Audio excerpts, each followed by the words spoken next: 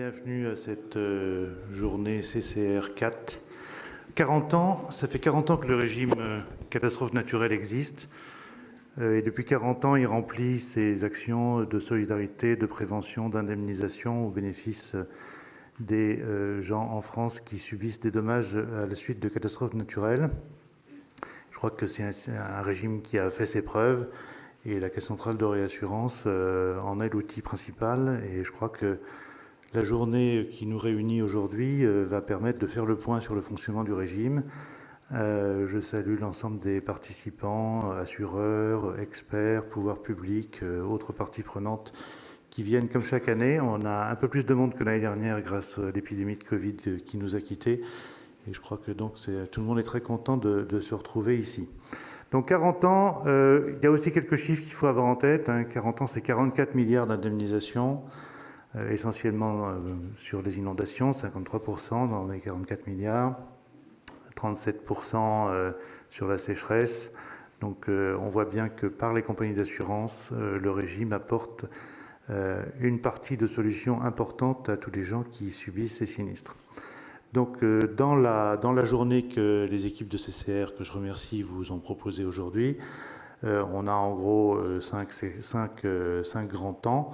Même plus que ça, mais je reviendrai sur 3. D'abord, on accueillera Nicolas Brahi qui nous parlera de l'hydrogène et de la façon dont on peut utiliser les techniques qui sont liées à l'hydrogène pour limiter et prévenir le risque de changement climatique, ce qui est quand même d'intérêt général, mais aussi d'intérêt pour la Caisse centrale de réassurance. Et ensuite, on reviendra sur les grandes thématiques du régime des catastrophes naturelles, donc l'indemnisation d'une part, d'autre part la sécheresse, qui est un point d'actualité peut-être un peu plus anticipé dans l'année que d'habitude. Ensuite, on aura la remise du Grand Prix par Laurent. Et cet après-midi, vous reviendrez sur la gestion des crises et l'innovation, et aussi sur la prévention, qui est un point très important finalement si on veut avoir en tête l'équilibre à long terme du régime. Des technologies comme l'hydrogène peuvent y contribuer, mais c'est un ensemble d'actions concertées qui doivent permettre de redresser, de garantir la pérennité à terme du régime des catastrophes naturelles.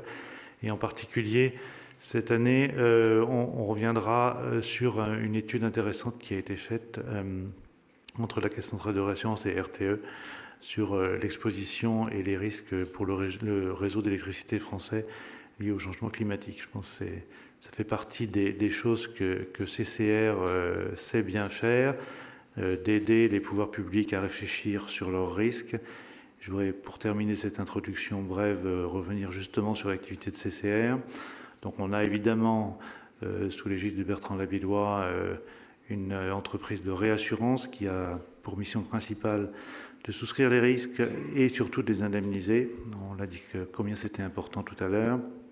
Deuxièmement, dans notre plan stratégique, le deuxième volet, c'est d'aider l'État et les pouvoirs publics en général à améliorer la prévention, à gérer aussi, plutôt à appréhender le risque par des modélisations. Donc on a beaucoup travaillé avec RTE, je l'ai dit, mais on a aussi beaucoup aidé l'État à prendre ses positions dans la réforme du régime des catastrophes naturelles qui vient d'être votée en fin d'année dernière, mais aussi dans les différentes lois qui sont encore en cours de mise en œuvre, notamment dans le secteur agricole. Donc une CCR très mobilisée à l'appui des gens qui, dans notre pays, sont potentiellement victimes des catastrophes naturelles et d'autres grands risques. Et on a aussi CCRE, qui est notre filiale de marché, qui est un point très important. C'est une filiale très dynamique, qui a une forte croissance, ce qui crée un besoin de financement. Donc, pour la clarté des débats, je voudrais dire 2 mots là-dessus. On a premièrement une intention de fournir à CCRE les financements pour sa croissance.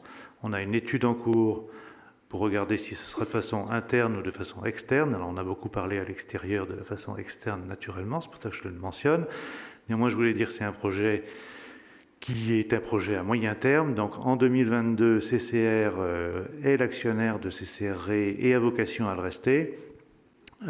Premièrement, et deuxièmement, la situation financière de CCRE est très bonne, d'abord intrinsèquement, et après il se trouve que les évolutions de marché, notamment de taux, sont plutôt favorables à la solidité de CCR. Donc tout ça pour dire qu'en 2022, CCR continue le business comme d'habitude et CCR ensuite sera toujours là. Voilà. Pour la clarté des débats, étant donné que j'ai entendu des choses parfois inexactes, je voulais préciser les choses ce matin. Et je voulais, pour terminer, remercier l'ensemble des intervenants que vous allez écouter aujourd'hui et avec lesquels vous allez interagir, ce qui me permet de céder la parole à Gilles Leclerc, qui va reprendre le leadership de la journée et piloter l'ensemble des intervenants. Merci à tous.